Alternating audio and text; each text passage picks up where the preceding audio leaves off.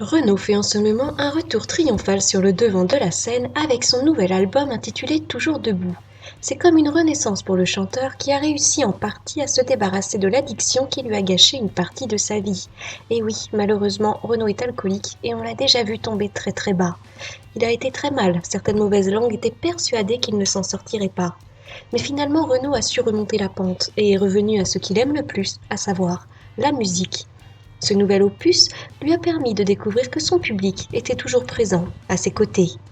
Le lundi 5 décembre 2016, une émission spéciale lui est entièrement consacrée. Elle sera diffusée sur M6.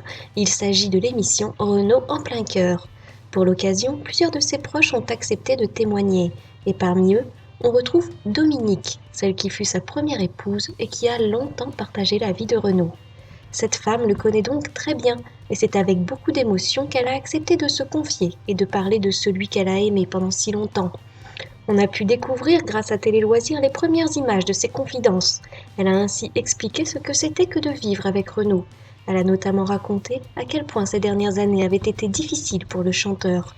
Elle a expliqué qu'il avait carrément perdu son identité, mais que fort heureusement, il avait décidé de remonter sur scène et que c'est ça qui l'avait sauvé.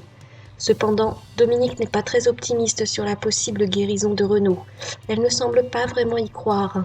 Elle pense en effet qu'il a déjà plusieurs fois arrêté de boire, mais qu'il n'y aura pas de miracle, qu'il garde son identité, qu'il écrit de belles chansons, qu'il les chante sur scène. Mais elle ne pense pas qu'un jour il guérira complètement. Elle termine avec une note plutôt pessimiste, expliquant que Renaud a des jours avec et des jours sans. Des confidences qui prouvent que Renaud reste fragile. Réussira-t-il malgré tout à s'en sortir? Affaire à suivre.